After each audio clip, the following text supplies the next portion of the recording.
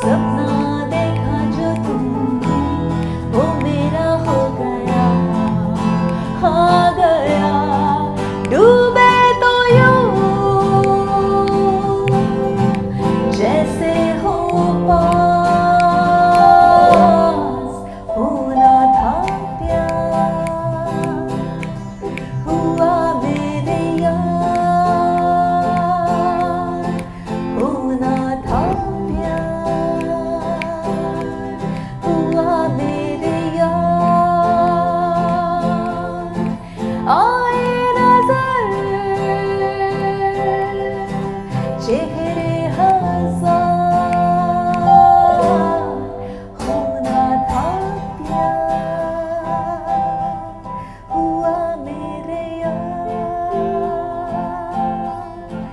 होना था प्यार। अच्छा मुझे ये बताओ कि ये जो बोल फिल्म है ये आतिफ असलम के मतलब बहुत हाई पिच पे और उसकी आवाज़ एक बिल्कुल मुख्तलिफ तरह की, उसको मैच करने में तुम्हें कोई प्रॉब्लम हुई?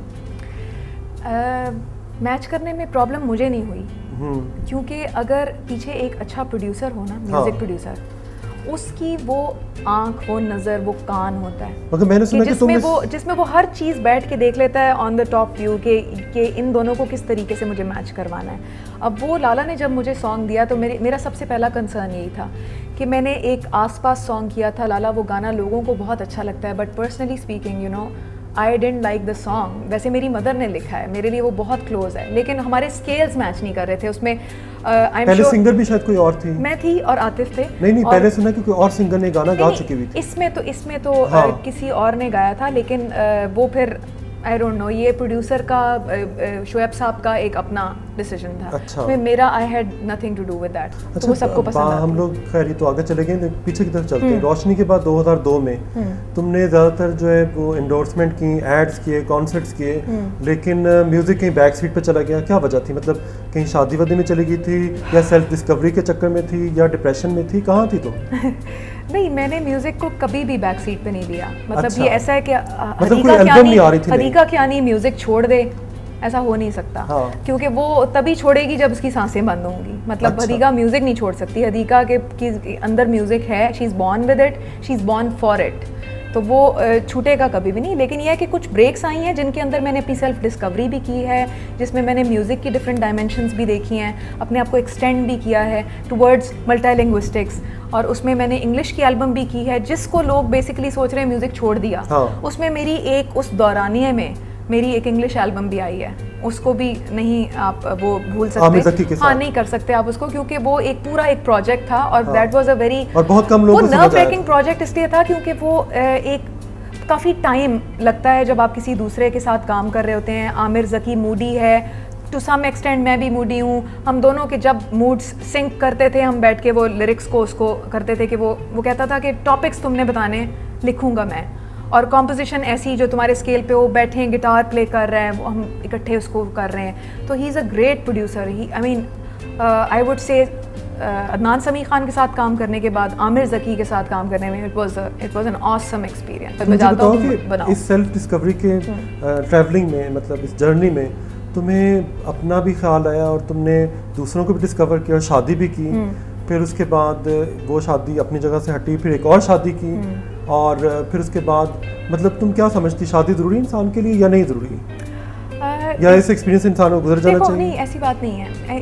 इस एक्सपीरियंस से गुजर जाना चाहिए की बात नहीं होती। एक टाइम होता है कि जिसमें आप कहते हैं कि आपने लाइफ का वो डिसीजन लेना है, और मैंने अपनी लाइफ के डिसीजंस में हमेशा अपने डिसीजंस लिए हैं। हालांकि लोग ये समझते हैं कि लाला का बहुत दिन नहीं, वो उसमें कोई उसका वो नहीं था, उसमें म्यूचुअल था। अच्छा। कि ऐसा नहीं होता कि मैं अपना डिसीजन लेके कहूंगी कि धौंस करके कि मुझे अब बल्कि लाला भी मेरे कान में कह गया कि मैं तो इसको मना करता था, ये तो मेरी सुनती नहीं थी।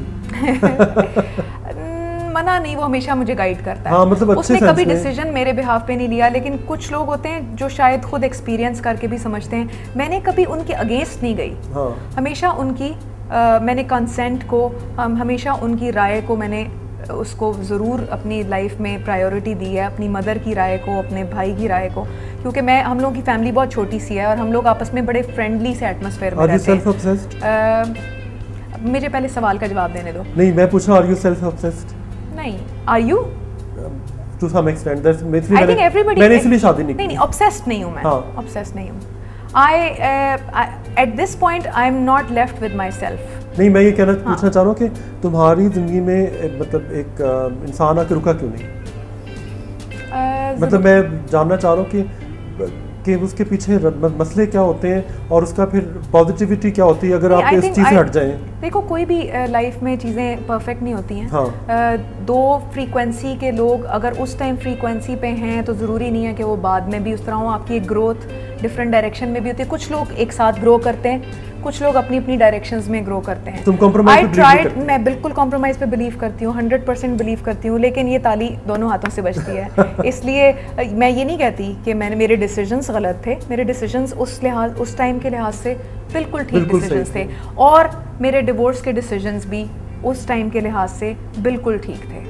यानी मेरे डिवोर्स का डिसीजन भी गलत नहीं था, ना ही शादी करने का डिसीजन। अच्छी बात है कि तुमने कभी भी उनकी बुराई नहीं की, हमेशा ही कहा कि बस कि कभी तुमने सिर्फ ये कहा कि बस केमिस्ट्री नहीं मिली। ना मैंने की है ना उन्होंने की है, और पढ़ा लिखा होने का आई थिंक बात भी यही है, मतलब और बाशऊर, और आई थिंक जो इवॉल्व लोग होते हैं और जो इस तरह जिन्होंने दुनिया शनास होते हैं, इस तरह होता है, वो एक दूसरे की रिस्पेक्ट रखते हैं। जब आप एक साथ इंसान के साथ ज़िंदगी गुजारते हैं तो उसके वो कितना मॉन्स्टर हो सकता है। हाँ। अगर वो इस काबिल होता ही है तो उसके साथ आप शादी की नॉट बांधते हैं ना, यानी आपका रिस्पेक्ट का लेवल ऐसा होता है कि then you get married to that person.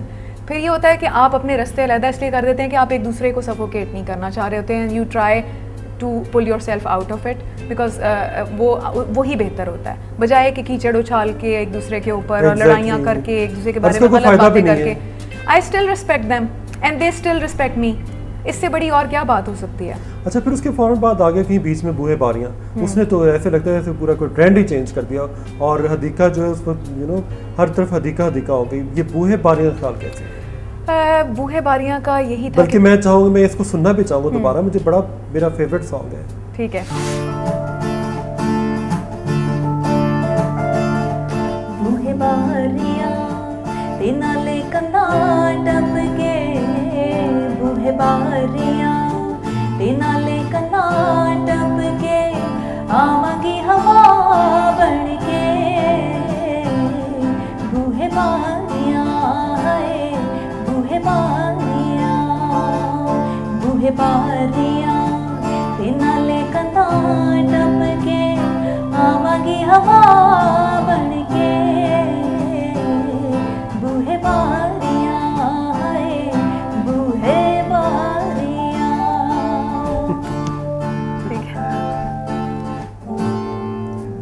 अच्छा, तो ये जो गाना था ना बूहे बारियां, इसने मुझे, वो कहते हैं कि top 10 most influential performance of south Asia का जो लेबल है वो तुम्हें मिला, और लोगों ने इसको बहुत पसंद किया। तो इसके बाद तुम्हारी ज़िंदगी का एक टर्निंग पॉइंट आता है। वो टर्निंग पॉइंट क्या है वो हम ब्रेक के बाद जानते हैं।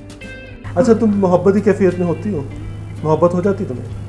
हर वक्त ही। आजकल किससे है मोहब्बत? क्या मतलब? मैं मतलब मोहब्बत मुझे मेरे अपने औलाद से है बस।